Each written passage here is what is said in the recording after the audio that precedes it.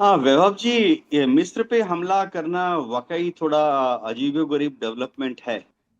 क्योंकि मिस्र ने अभी तक इस युद्ध में कभी भी ईरान के खिलाफ कोई कार्रवाई नहीं की। और इसी तरह से मिस्र में क्या वाकई अमेरिका के कोई एसेट्स ऑपरेट कर रहे हैं कि अमेरिका के फाइटर विमान जो है मिस्र से टेक ऑफ करके ईरान तक हमला कर रहे हैं, ऐसा कोई खबर आया नहीं। अ, और मिस्र, जाहिर बात है, मिस्र में जो अमेरिका की नेवी है वो भी मिस्र से आकर ईरान पर हमला नहीं कर सकती है। तो ईरान ने क्यों मिस्र पर हमला किया? ठीक है, मिस्र जो है इसराइल का पक्का दोस्त है। मिस्र ने कैंप डेविड एग्रीमेंट साइन कर लिया था इसराइल के साथ 1978 में। मान्यता देता है इसराइल को। लेकिन मिस्र जो है लगातार सहानुभूति तरीके से हमास को हेल्प करता रहा है, ह्यूमन हेल्प।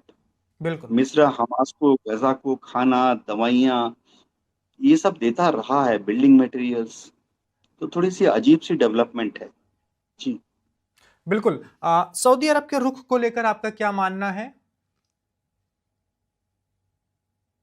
हाँ वैभव जी, जहाँ तक सऊदी अरब की बात है, सऊदी अरब ने फिलहाल कोई स्टेटमेंट ऑफिशियली इस तरह से दी नहीं है।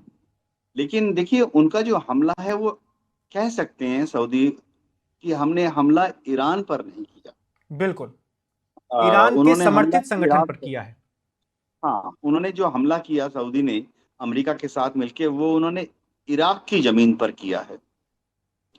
दूसरी बात है कि सऊदी और इराक के रिलेशन तो हमेशा से ही थोड़े से तनावपूर्ण रहते थे। सद्दाम हुसैन के समय भी याद करें, तब भी तनावपूर्ण रहते थे। हिस्टोरिकल कारण हैं बहुत सारे। जैसे सद्दाम हुसैन के ऊपर अगर हम देखें, जब हमला हुआ था, अमेरिका ने 40,000 फौज जमा कर ली थी, 4,000 टैंक्स जमा कर लिए थे। तो ये सब करने में अमेरिका को 4 महीने लग गया, और ये पूरा जो जमावड़ा है वो सऊदी अरेबिया में ही जमा किया गया था। तो सऊदी और इराक के रिश्ते हमेशा दुश्मनी भरे भी नहीं कह सकते, लेकिन कोई ज्यादा गर्माहट थी नहीं। और अभी इराक में जो सरकार है बगदाद में, वो तो अमेरिका के समर्थन से ही खड़ी है। लेकिन उनका होल्ड नहीं है। बगदाद और बसरा और दो तीन ऐसी शहरों को छोड़ दें, तो दूर दराज के क्षेत्रों में, गांव की तरफ, अ, जो एरिया है वहां पर बगदाद की सरकार की चलती नहीं है। और अगर हम इराक का दक्षिण पूर्वी एरिया देखें, बसरा के आसपास कुवैत वाला एरिया, तो वहाँ शिया बहुल लोग रहते हैं। तो उनका एक सॉफ्ट कॉर्नर हमेशा से ही ईरान के प्रति रहा है। तो सऊदी ने जो हमला किया है वो हमेशा कह ही सकता है कि हमने ईरान पर हमला नहीं किया, हमने इराक में जो अलग अलग लड़ाके ग्रुप हैं, वो लोग उनको टेररिस्ट ऑर्गेनाइजेशन बोलते हैं, उनके ऊपर हमला किया। जी। बिल्कुल। एक सवाल और उठ रहा है सर कि इराक पर जो हमला हुआ है सऊदी अरब का, उसके अलावा सऊदी के साथ यूएई भी एक ऐसा देश है जिसको लेकर ईरान की सोच बहुत अच्छी नहीं है फिलहाल। वो उसको इजराइल के समकक्ष ही अपना एक दुश्मन तरह मान रहा है, उसकी तरह ही मान रहा है। यूएई लगातार जिन भी देशों पर हमला होता है ईरान का, तुरंत वो निंदा कर देता है। तुरंत उसके ओर से, उसके देश की ओर से एक बयान आ जाता है विदेश मंत्रालय की ओर से। कई सारे देश चुप्पी साध लेते हैं, लेकिन यूएई ऐसा नहीं कर रहा। वो ईरान की कह लें ईरान की मुखालफत करने का एक भी मौका नहीं छोड़ना चाहता है। आपको क्या लग रहा है कि यूएई ने पूरी तरह ही पाला बदल लिया है, या कह लें वो इजराइल अमेरिका के पक्ष में ही पूरी तरह खड़ा होना चाहता है, वो ऐसा दिखाना भी चाहता है? हाँ, जो खाड़ी के देश हैं, जीसीसी मुल्क हैं, इनमें बड़ी अद्भुत बात है। इनमें से कईयों को तो अमेरिका ने डराया हुआ है, ये बोल के कि ईरान जो है तुम्हें एक दिन गपचिया लेगा, या एक दिन ईरान तुम्हारे ऊपर राज करेगा, या ईरान जो है तुम्हें चैन से नहीं बैठने देगा। इस डर को दिखा के अमेरिका ने इन सब देशों में पिछले 60 साल में, 40 साल में, इन्हीं देशों के पेट्रो डॉलर को खर्चा करके air force base, army base, naval base बना लिए हैं। यूएई जो है, वहां होता ये है कि जो जो देश पेट्रोलियम पदार्थ को एक्सपोर्ट करना चाहता है, उसको स्ट्रेट ऑफ हार्मोज से जाना पड़ता है। तो ईरान जो है, इन गल्फ कंट्रीज के शिप्स जब स्ट्रेट ऑफ हार्मोज से गुजरते हैं तो उनके ऊपर एक खासा दबाव डालता है और बहुत इजीली उनको आने जाने की क्लियरेंस नहीं देता है। तो इस तरह की एक डेवलपमेंट है फिलहाल गल्फ कंट्रीज में। लेकिन ईरान ने बार बार गल्फ कंट्रीज को कहा है कि उसका कभी भी कोई इरादा नहीं है किसी को भी डोमिनेट करने का, ना यूएई ना बहरीन। ईरान सिर्फ दशकों से ये कहता रहा है कि आप लोग अमेरिका के साथ जो रह रहे हैं ध्यान पूर्वक रहिए, क्योंकि यही अमेरिका एक दिन आपको धोखा दे देगा। जी। बिल्कुल सर, इसमें सर कई सारे जो अंतर्राष्ट्रीय मामलों के जानकार हैं वो कह रहे हैं कि पहले अमेरिका के बारे में ये कहा जाता था कि वो बातचीत और हमला एक साथ करता है। एक तरफ वो बातचीत कर रहा होता है, उसी दौरान वो हमला भी कर देता है। इसके जरिए वो बातचीत में अपनी बात मनवाने की कोशिश करता है दबाव डालकर कि देखो हम हमला भी कर सकते हैं, आपको हमारी बात माननी पड़ेगी। क्या लगता है ईरान ने भी वही रणनीति अपनानी शुरू कर दी है अमेरिका वाली ही? वो भी हमला कर रहा है ताकि बातचीत के लिए अमेरिका तैयार हो जाए, उसकी शर्तें मान ले? हाँ, देखिए, जब ईरान हमला करता है तो उसने दो चीजें कही हैं, राष्ट्रपति पेजेश्किन ने भी की हैं, और ईरान की एम्बेसी सभी देशों को फोन करके बोलती रहती है, गल्फ कंट्रीज को, कि हमला गल्फ कंट्रीज पे नहीं है, हमला वहां पर जो अमेरिकन बेसिस हैं उस पर है। और जाहिर बात है, ईरान जब अमेरिकन बेसिस पर हमला करता है, दो चीजें ईरान के जनरल्स को मालूम है। एक, जो नुकसान होता है वो कोई खास नुकसान नहीं होता किसी भी। हम कहते हैं ना कि उसने उसको तबाह कर दिया, तहस नहस कर दिया, नेस्तनाबूद कर दिया, ऐसा कुछ होता नहीं है। एक एयरफोर्स बेस या नेवल बेस को तबाह करना, नेस्तनाबूद करना, आपको 100 बॉम्ब डालने पड़ेंगे। मैं क्लासिक एग्जांपल बताता हूँ, क्योंकि मैं एयरफोर्स में था, 34 साल था, फाइटर पायलट था, मिग 23 उड़ाया। एक एक हमारे दुश्मन देश के जो एयरफील्ड हैं या बंदरगाह हैं, उन पर इंडियन एयरफोर्स के प्लानिंग में अब बता ही देते हैं, कोई सीक्रेट जी। नहीं है, सभी देश करते हैं। हमारी एक एक प्लानिंग में 20-20, 40-40, 60-60 जहाजों की अटैक प्लान है। क्यों? क्योंकि आप दुश्मन के बंदरगाह पे 6-8 बॉम्ब गिरा दीजिए, कोई नहीं फर्क पड़ता। आप दुश्मन के एयरफील्ड में 8, 12, 16 बॉम्ब गिरा दीजिए, कोई फर्क नहीं पड़ता है। अगर तो अमेरिकन बेसिस को भी ईरान के हमलों से कोई नुकसान नहीं हो रहा है। क्या वो ये दो सांकेतिक बॉम्ब हमला है सर, नैरेटिव वॉर हाँ, के हाँ, लिए? ये बहुत ज्यादा आपने सही शब्द का इस्तेमाल किया कि ये एक सांकेतिक हमला करता है ईरान। क्लासिक है कि अगर आपने किसी नेवल बेस पर गल्फ में हमला कर दिया, तो अगले दिन भी वो अमेरिकन नेवी वहीं से ऑपरेट करती रहती है। ईरान ने अगर किसी एयरफोर्स बेस पर हमला कर दिया गल्फ कंट्री में, सऊदी या कहीं पर भी, वो फर्क नहीं पड़ता, अगले दिन भी अमेरिका की एयरफोर्स वहीं से ऑपरेट करती रहती है। जी, वैभव जी। बिल्कुल सर, एक बात और उठ रही है सर कि ईरान हमला जरूर कर रहा है, लेकिन बातचीत की बात भी हो रही है। पाकिस्तान, जिसने इस्लामाबाद में दोनों देशों के बीच में वार्ता करवाई थी, उसका विदेश मंत्रालय बार बार कह रहा है कि हम जिस समझौते पर पहुंचे थे वहां पर फिर से हमें लौट आना चाहिए, बातचीत करनी चाहिए, जंग से कोई मसला सुलझता नहीं है। लेकिन ईरान कह रहा है कि ना तो कतर में ना पाकिस्तान में हमारी अभी कोई बातचीत नहीं हो रही।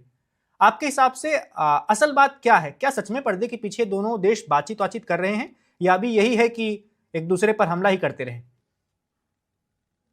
हाँ, देखिए, जब ईरान कहता है कि वो कोई बातचीत नहीं कर रहा, उसका मतलब है कि ऑफिशियल बातचीत नहीं हो रही है। ईरान में जो जनरल्स हैं उनको मालूम है, जो सिविलियन लीडर्स हैं उनको तो पता ही है, और उनकी भी फॉरेन सर्विस है, बाय द वे, जैसे हमारे यहाँ इंडियन फॉरेन सर्विस होती है। बिल्कुल। तो ऐसा नहीं कि सिर्फ ईरान के नेता जो हैं, एमपी एमएलए, जिनको कि विदेशों के बारे में, मतलब ईरान की अच्छी खासी प्रोफेशनल फॉरेन सर्विस है।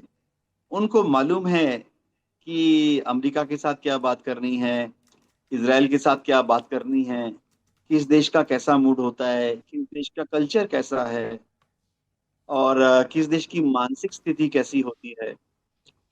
बातचीत चलती रहती है, ऑफिशियल बातचीत चाहे ना चल रही हो, लेकिन एम्बेसीज टू एम्बेसी जो लोअर लेवल पे स्टाफ है, वो ऊपर अपने बॉस के आशीर्वाद से बातचीत करते रहते हैं। या जैसे आजकल नए शब्द आ गए हैं, इंटरलोक्युलेटर्स, यानी मध्यस्थता करने वाले बुद्धिजीवी होते हैं, हर देश में होते हैं। अ, भारत में भी हैं, भारत में भी हमारे इंटरलोक्युलेटर्स होते हैं, चीन के साथ बात करते रहते हैं, पाकिस्तान के साथ बात करते रहते हैं। बिल्कुल। ये सब जो है, या तो विद गवर्नमेंट्स ब्लेसिंग या विदाउट गवर्नमेंट्स ब्लेसिंग, वो चैनल हमेशा खुला रहता है। ईरान को मालूम है कि लड़के तो वो जीत नहीं सकता। ईरान को बिल्कुल। मालूम है कितनी मिसाइलें दाग ले, वो जीत नहीं सकता। मिसाइलें दाग दाग के, ड्रोन फायर कर करके जीत नहीं सकता। और ईरान को मालूम है कि अमेरिका के पास अम्यूनिशन की कोई कमी नहीं है, बॉम्ब्स, रॉकेट, मिसाइल्स। देखिए, अमेरिका की एयरफोर्स में दुनिया की सभी एयरफोर्सेस जो है वो ट्रेनिंग करती है। तो इस तरह की बॉम्ब मिसाइलें जो है, दुनिया की एयरफोर्स नॉर्मल भी ट्रेनिंग एक्सपेंडिचर के लिए खर्च होते ही रहते हैं। तो मैं एयरफोर्स में था, फिर से बताता हूँ, नथिंग सीक्रेट। अब हर साल समझिए 2000 बॉम्ब बनाए जा रहे हैं। जी। और एक बॉम्ब की कीमत, एक बॉम्ब की कैलेंडर लाइफ जो है, मैन्युफैक्चरर बोल देता है 10 साल है।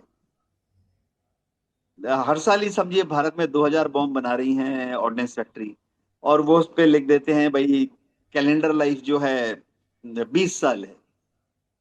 तो जब वो बॉम्ब की कैलेंडर लाइफ मैं इंडियन एयरफोर्स की बात कर रहा हूँ, जब वो बॉम्ब की कैलेंडर लाइफ 10 साल या 20 साल के बाद खत्म हो रही है, मतलब उस बॉम्ब को आप और रख नहीं सकते, केमिकल है ना उसके अंदर, लीक हो जाएगा, फट जाएगा।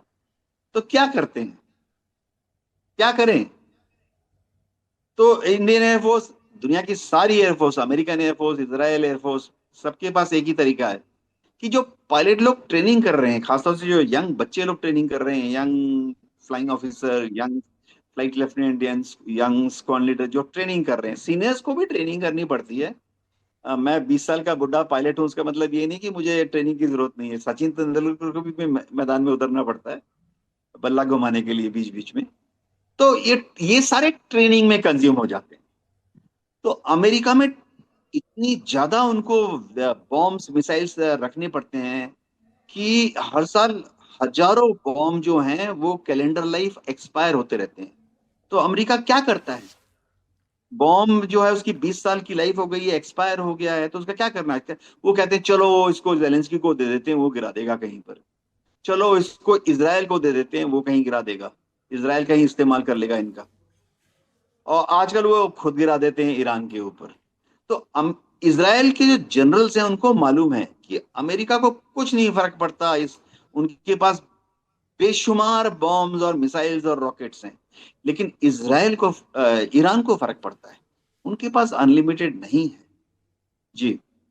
बिल्कुल। सर, एक बात और हो रही है, क्या अमेरिका ये चाह रहा है कि जंग को थोड़ा लंबा खींचा जाए? जंग किया व्यापक तौर पर न लड़ा जाए, उसका पूर्ण आकार ना हो कि दोनों देश एक दूसरे पर टूट ही पड़े हैं, लेकिन बीच-बीच में हमले जारी रहें। अमेरिका क्या ऐसा कुछ करने की भी कोशिश कर रहा है जिससे लंबे समय तक ईरान की जो अर्थव्यवस्था है वो तो खस्ताहाल उसका है ही, उस पर अनेकों प्रतिबंध लगे हुए हैं। ईरान से ही वो इंतजार कर रहा है कि आवाज उठे फिर से, जो दिसंबर और जनवरी में देखने को मिला था, उसके बाद मौका एक बने फिर जाके कुछ किया जाए। क्या ऐसा भी कुछ चल रहा होगा अमेरिका के प्लान में, रणनीति हाँ, में? बीच में आज से 2 महीने पहले, 1 महीने पहले सीआईए ने एक आंकलन किया था कि ईरान में जितनी खाने पीने का सामान है वो 3 महीने में खत्म हो जाएगा।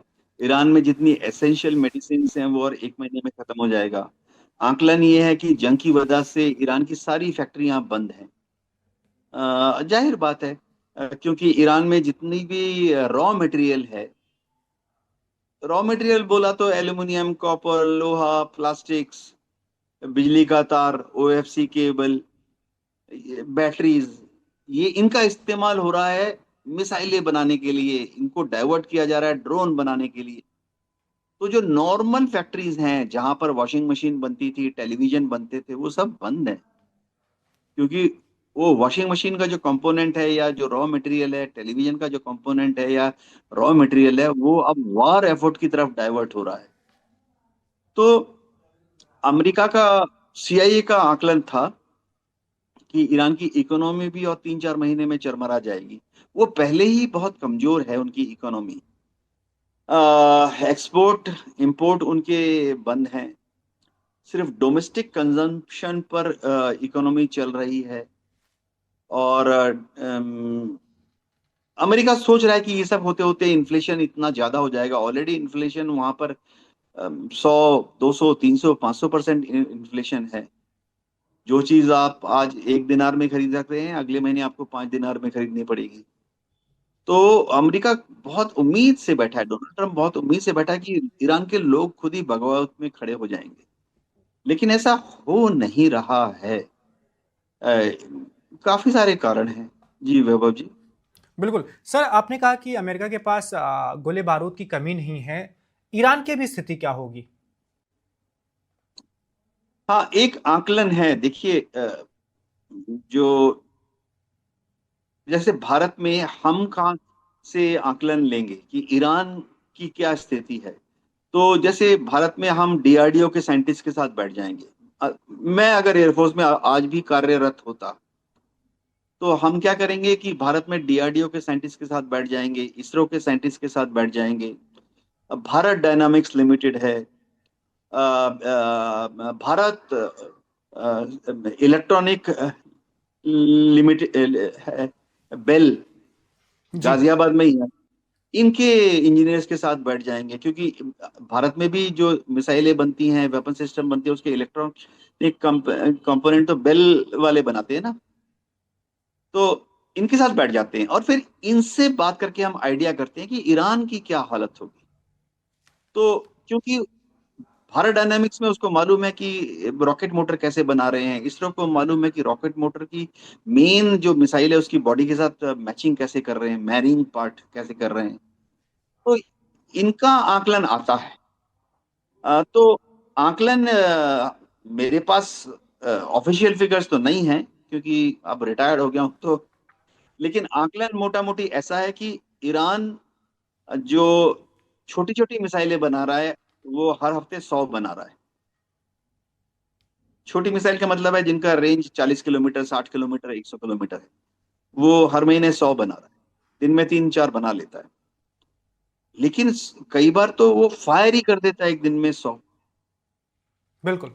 सिमिलरली ईरान जो लंबी दूरी की जो रॉकेट्स और मिसाइल्स हैं, लंबी दूरी बोला तो जिनकी 1500 किलोमीटर है, उस रेंज वाले जो मिसाइलें हैं, ईरान हर हफ्ते में 4 बना लेता है।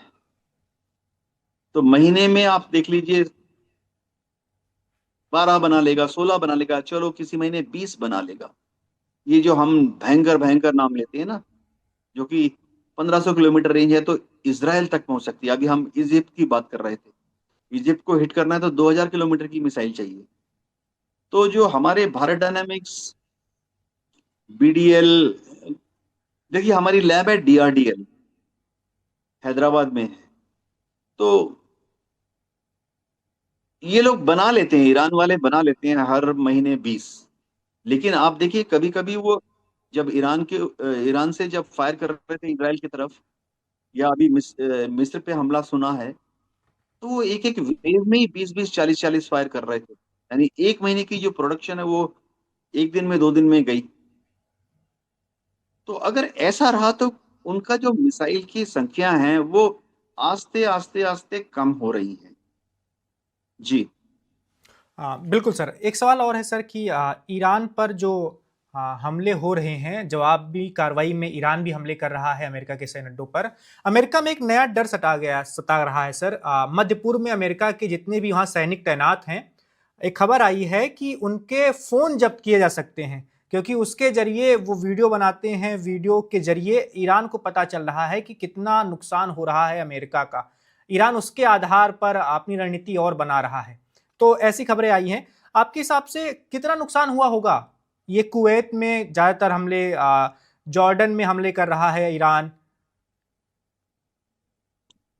हाँ वैभव जी, दुनिया की जो आर्मीज हैं, नेवीज और एयरफोर्सेज हैं, वो पसंद नहीं करती हैं कि कोई भी एयरमैन, सेलर या जवान, जेसीओज, वारंट ऑफिसर्स या ऑफिसर इस तरह की वीडियो सेंसिटिव एरियाज में बनाए। तो दुनिया में आमतौर पर कुछ देशों में तो, अब कम्युनिस्ट कंट्रीज को तो हमें मालूम है 5 मिनट लगते हैं। चाइना, रशिया, नॉर्थ कोरिया, वहां तो बस एक हुक्म आया कि सबके मोबाइल जब्त कर लो, लॉक कर लो, 4 महीने बाद ही उसको वापस दिया जाएगा।